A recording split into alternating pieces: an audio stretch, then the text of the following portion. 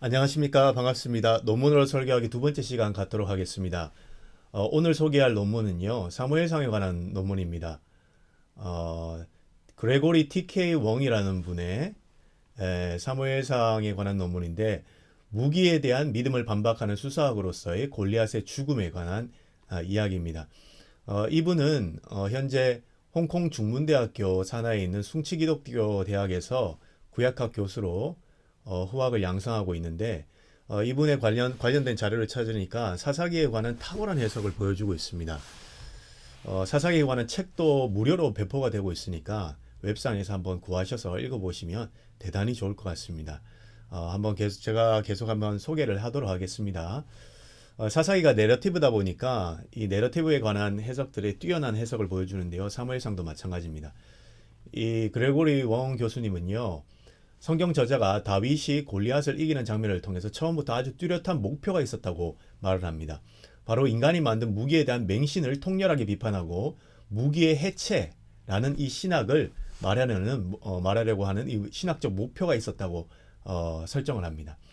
골리앗의 무기와 다윗의 믿음을 대조하는 이야기라는 것은 우리가 대부분 다 익숙하게 우리가 받아들이고 있습니다. 그런데 그것이 단지 교훈적인 수준이 아니라 훨씬 더 치밀하게 이 성경 저자가 장치들을 가지고 곳곳에 그 어떤 자신의 신학을 풀어내기 위해서 수사학적으로 또 이렇게 풀어내고 있다는 것이죠. 그 설계의 가장 중요한 부품이 바로 골리앗의 무기 목록입니다. 골리앗이 다윗을 맞서서 나오려고 할 때 장비 목록들이 언급이 됩니다. 이 성경 저자가 이것을 언급했다는 것은 의도가 있다는 것이죠. 일일이 다 설명을 해요. 5가지를. 사무엘상 17장 5절에서 7절을 보시면 아주 상세하게 묘사되고 있습니다. 제가 한번 읽어보겠습니다. 머리에는 놋투구를 썼고 몸에는 비늘 갑옷을 입었으니 그 갑옷의 무게가 놋 5,000세겔이며 그의 다리에는 놋 각반을 쳤고 어깨 사이에는 놋 단창을 메었으니 그 창자루는 배틀채 같고 창날은 철 600세겔이며 방패든 자가 앞서 행하더라 라고 기록합니다.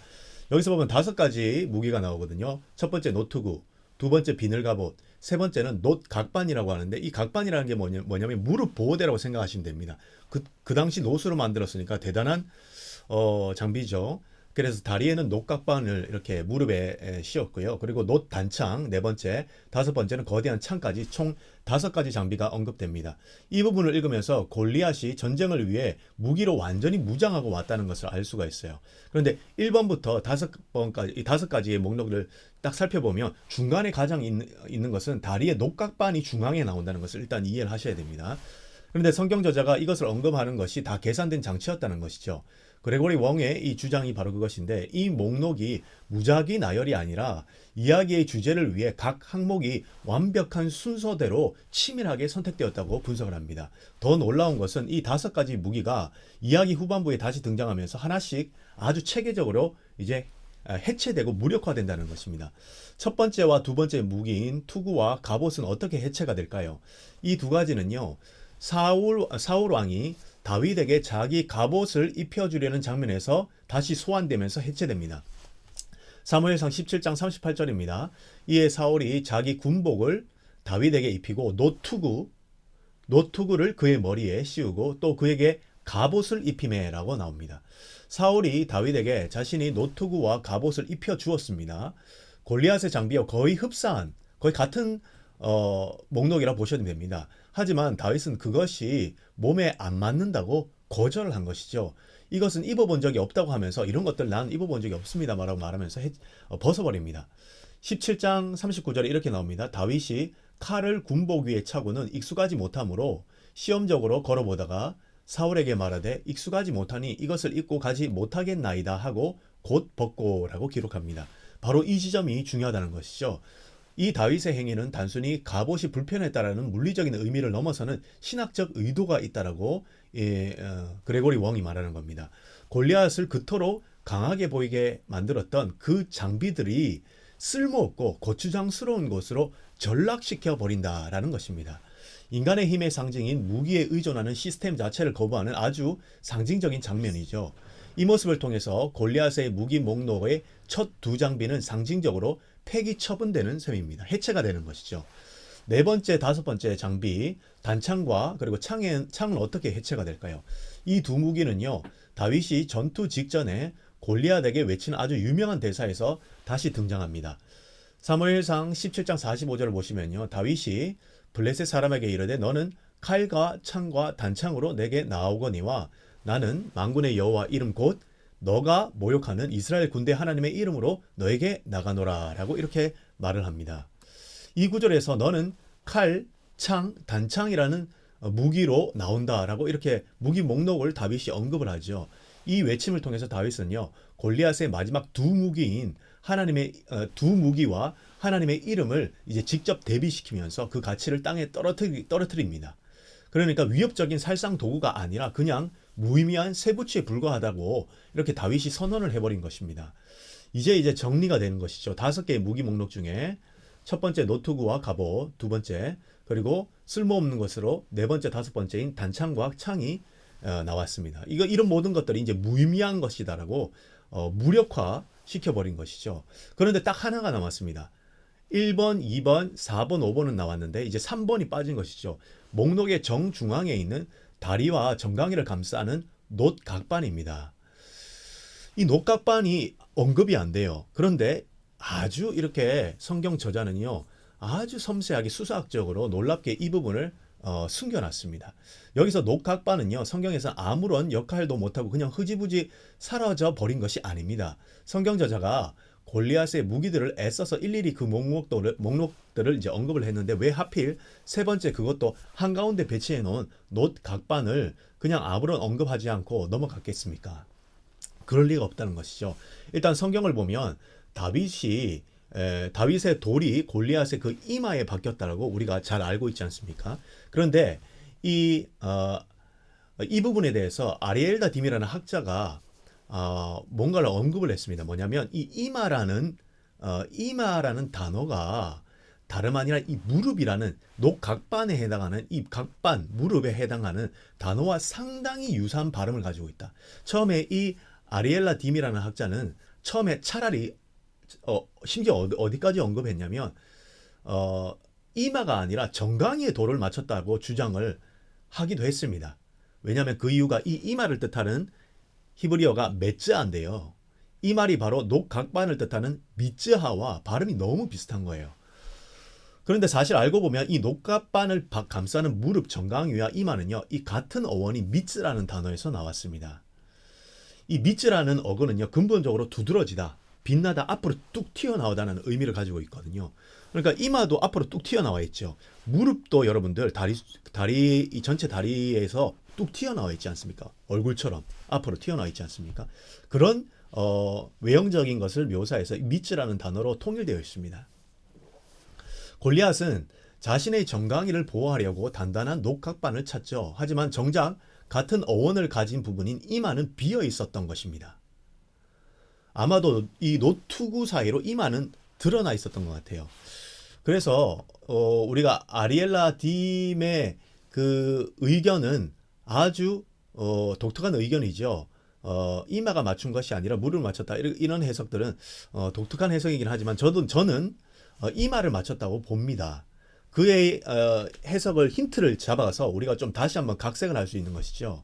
골리앗은 자신의 정강이를 보호하려고 단단한 녹각반을 찾습니다. 하지만 이마가 비어 있었기 때문에 다윗은 돌을 던져서 이마를 맞춘 것이죠. 결국 다윗의 돌은요, 골리앗이 철저히 무장한 이 정강이 미츠아와 이름이 같은 이마, 이 메츠아를 정면으로 타격하게 된 것입니다. 히브리 문학에서 언어 유희가 대단히 발전되어 있거든요. 그런데 이 비슷한 발음을 통해서 네가 녹각반으로 보호하려고 하는 그 정강이, 즉 미츠아는 무사할지 몰라도 똑같이 생긴 이름의 그 이마, 즉 메츠아 때문에 너는 무너질 것이다 라는 이 언어 유희라는 아주 독특한 방식을 통해서 그 메시지를 전하는 것이죠. 그래서 결국 골리앗은 녹각반을 통해서 무릎은 지켰지만 정작 이마는 지키지 못하면서 그 비슷한 발음, 어근은 똑같다고 했지 않습니까? 그래서 이 이마는 방치되면서 이마에 돌이 박히면서 죽게 됩니다. 그래서 흥미로운 장면이 포착됩니다. 성경을 보면 돌이 맞은 골리앗이 엎어졌다고 17장 49절에 나오거든요. 엎어졌다는 것은 앞으로 자빠졌다는 뜻입니다. 그런데 보통 머리를 세게 돌로 맞으면 어떻게 됩니까? 여러분들 한번 여러분 이마를 손으로 한번 꽝 쳐보십시오. 뒤로 넘어져야지 정상이지 않습니까? 그런데 성경은요, 엎드려졌다, 앞으로 자빠졌다고 말을 하고 있습니다. 쉬운 말 성경에는 그래서 골리앗이 앞으로 푹 꼬꾸라졌다 이렇게 말하고 있어요. 얀 포켈만이라는 학자도 바로 이 지점을 지적합니다. 머리에 정통으로 충격을 받았다면 관성에 의해서 뒤로 넘어지는 것이 훨씬 자연스러울 텐데 왜 성경이 굳이 앞으로 쓰러졌다고 기록했을까 의문을 던진 것이죠.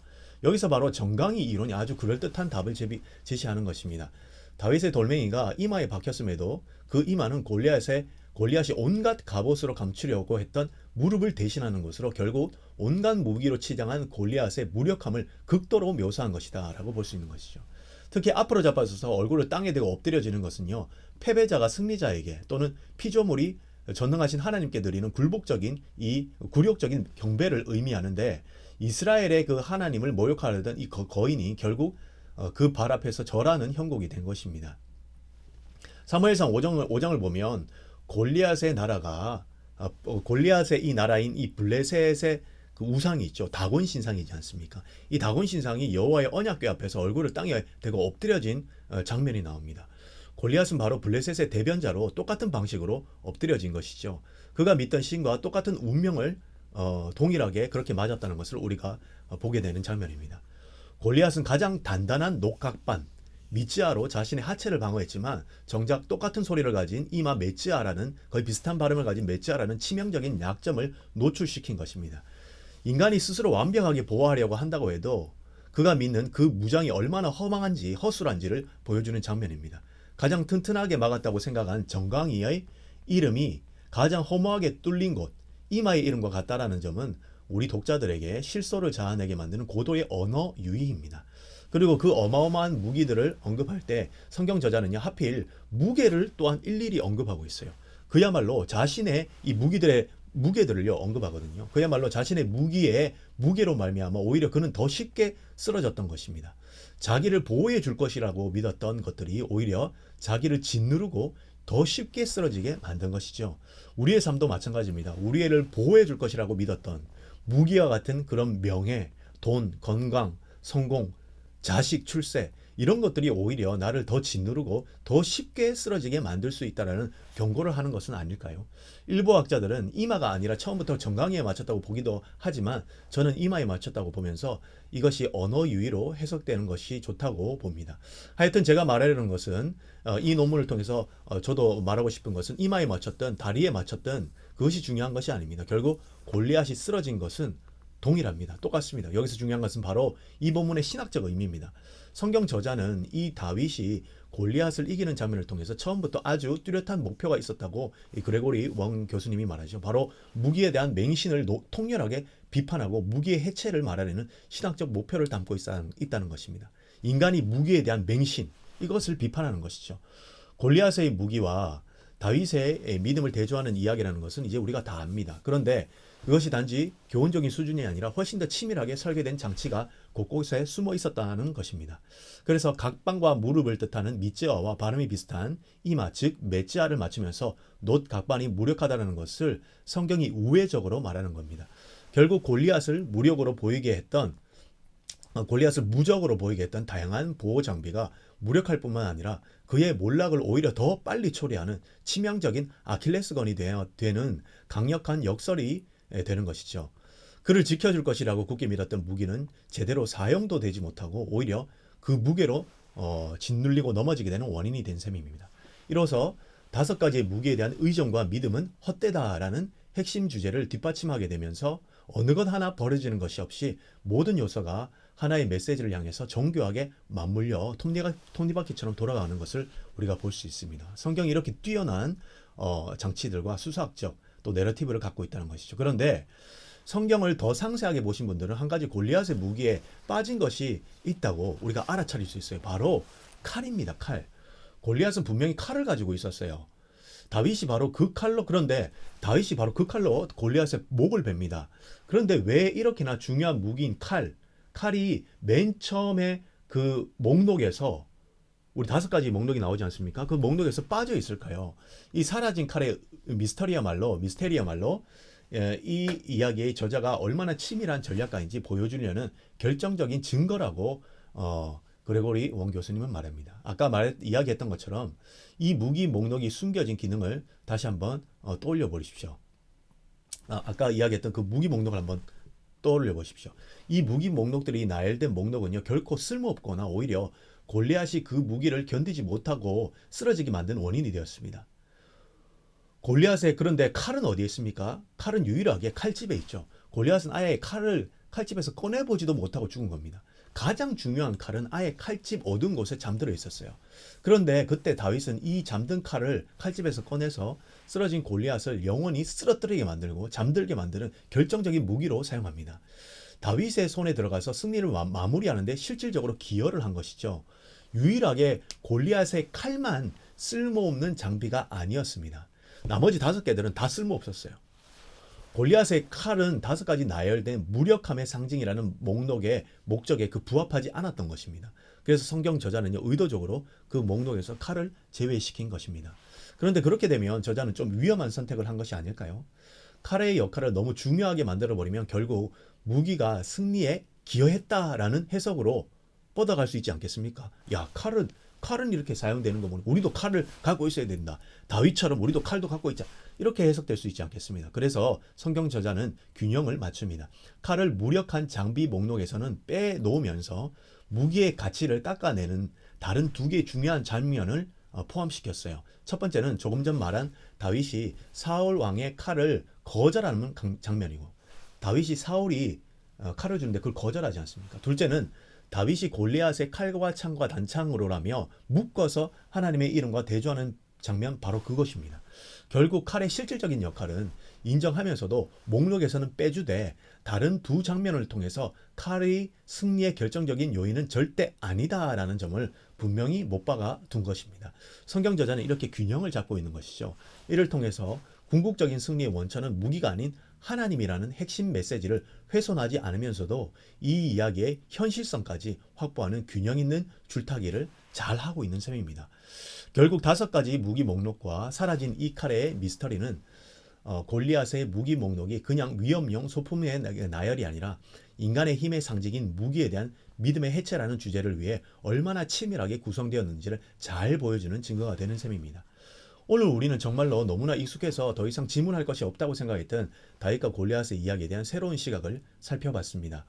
골리앗이 온갖 장비로 자기를 보호하기 위해 무릎까지 보호 장비로 감싸고는 있었지만 결국 다윗의 돌은 무릎과 같은 발음의 이마에 박히면서 인간이 스스로 보호하려고 하는 그 생각의 빈틈을 찾아서 무너뜨리는 하나님의 그 일하심을 보게 되었습니다. 이 해석은 이야기 전체가 하나님의 인간의 힘과 자기 보호 본능을 상징하는 그 무기에 대한 맹신이라는 하나의 주제를 비판하기 위해 얼마나 정교하게 성경이 설계되어 있는지를 명확히 보여주는 열쇠와도 같습니다.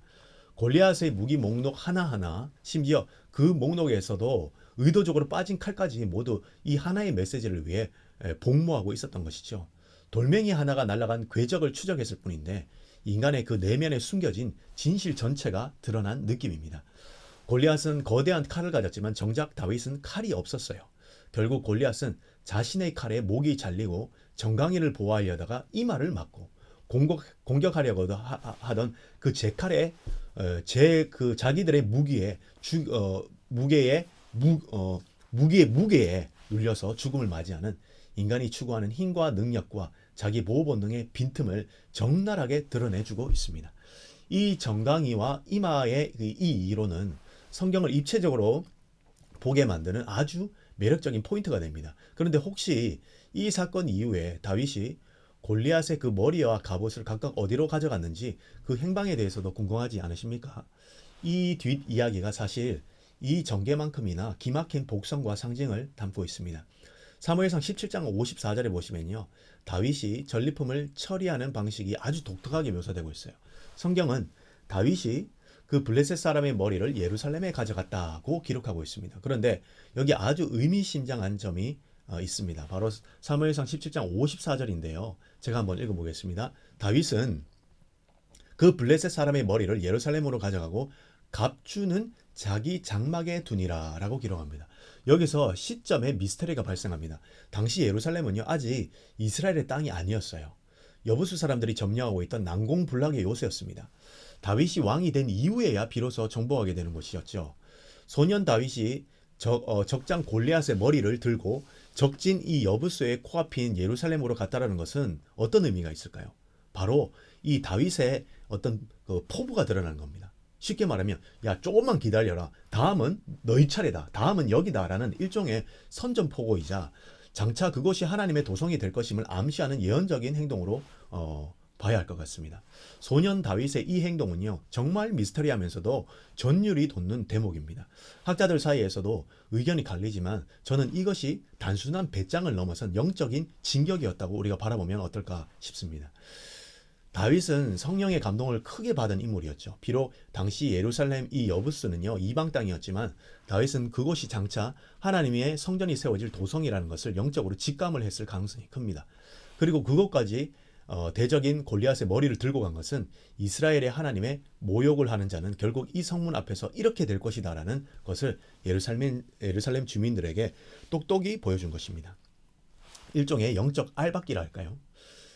지리적으로 보면 골리앗과 싸운 엘라 골짜기에서 다윗의 고향인 베들레헴을 지나면 바로 예루살렘이 나옵니다.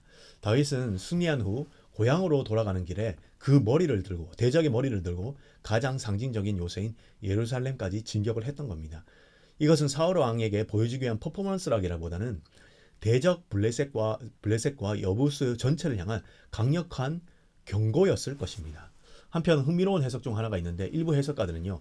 골고다라는 이 지명의 유래를 여기서 찾기도 합니다. 골고다란 골리앗 플러스 가드, 즉 가드 사람의 골리앗의 머리, 즉 해골이 묻힌 곳이다라는 설입니다. 그런 썰이 나와요.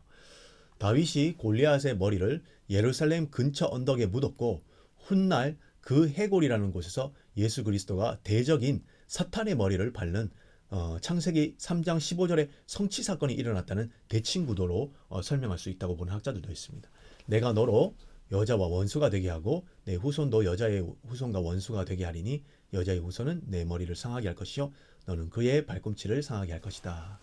사울은 두려워서 떨며 나가지 못하지만 소년 다윗은 적장의 머리를 들고 저기 심장부 예루살렘까지 행진했습니다. 이것은 이스라엘 백성들에게 진정한 왕은 누구인가? 라는 것을 말없이 보여주는 강력한 정치적 행위이기도 했을 것입니다. 다윗은 마음으로 아마 이렇게 외쳤을 가능성이 있습니다. 너희가 두려워하는 저 요새도 내가 잡은 이 머리의 주인의 운명과 다르지 않을 것이다. 이 놀라운 소년 다윗의 행동 묘사는요. 사울을 앞으로 두렵게 만듭니다. 이 나라가 다윗에게 넘어가고 있다는 것을 경험하게 만드는 상징적인 사건이었을 겁니다. 다윗은 골리앗으로 멈춘 것이 아닙니다. 이스라엘을 진정으로 하나님의 도성으로 만들고 싶었던 소망이 있었던 사람입니다. 아니 하나님이 다윗에게 그 마음을 허락하셔서 사울의 그 사심에 가득한 정치 야욕을 끊어내고 싶으셨던 것이죠. 헌데 골리앗의 그 갑옷과 무기는 자기 장막에 두니라라고 기록되어 있습니다. 그런데 이 장막이 단순히 다윗의 집을 말하는 것이 아니라 흥미로운 단서가 나중에 등장합니다. 훗날 다윗이 사울 왕을 피해 도망칠 때 제사장 아히멜렉이 있는 그 놉이라는 성소에 들어가서 아히멜렉에 있는 이 놉 땅에 들어가서 거기 성소가 있거든요. 거기에 들어가서 무기를 구합니다. 그때 제사장이 건네준 것이 바로 네가 엘라 골짜기에서 죽인 블레셋 사람 골리앗의 칼이었다고 말을 합니다. 에봇 뒤에 천에 쌓여서 이 칼이 보관되어 있었던 겁니다. 사무엘상 21장 9절입니다. 제사장이 이르되 네가 엘라 골짜기에서 죽인 블레셋 사람 골리앗의 칼이 보자기에 쌓여 에봇 뒤에 있으니 너가 그것을 가지려거든 가지라. 여기는 그 외에 다른 것이 없느니라 하는지라. 다윗이 이르되 그 같은 것이 또 없나니 내게 주소서 하더라. 다윗은 자신이 얻은 승리의 영광인 이 전리품을요 개인의 소유로 삼지 않고 하나님께 바쳤다는 것을 알 수 있습니다. 자신의 승리가 인간의 무기나 인간의 힘이 아닌 하나님의 능력이 있음을 증거하는 증거물로 성소에 둔 것이죠. 결국 이 두 전리품의 행방은요 다윗의 인생 전체를 관통하는 메시지가 됩니다. 첫째 전리품인 대적의 골리앗의 머리는 그 땅의 죄악의 힘이 끊어지고 장차 예루살렘을 중심으로 거룩한 하나님 나라가 세워질 소망을 담고 있고, 두 번째 전리품인 칼은 위기의 순간에 다시 찾아 쓰게 되는 하나님의 도우심을 기억하는 전리품으로 사용된 것입니다.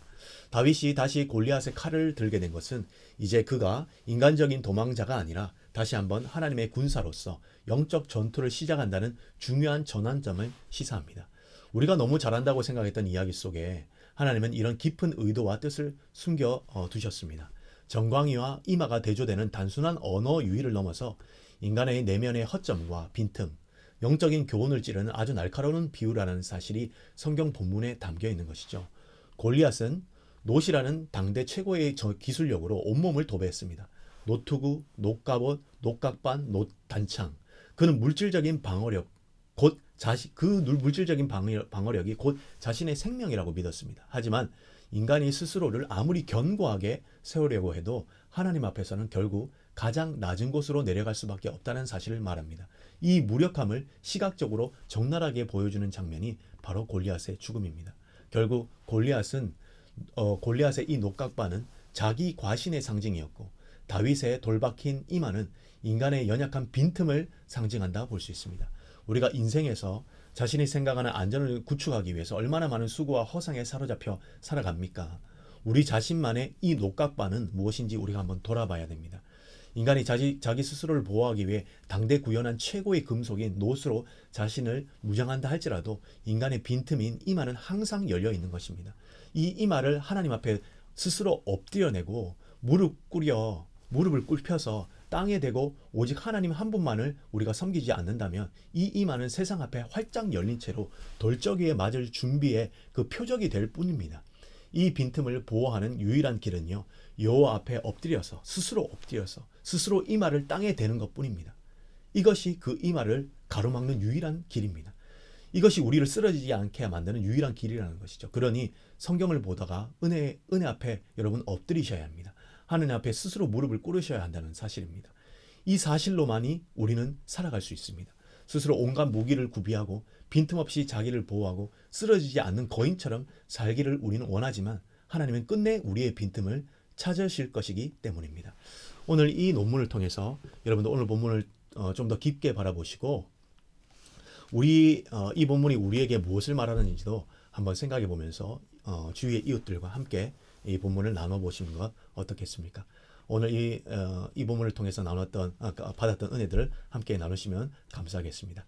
오늘 논문으로 보는 설교 두 번째 시간 마치도록 하겠습니다. 감사합니다.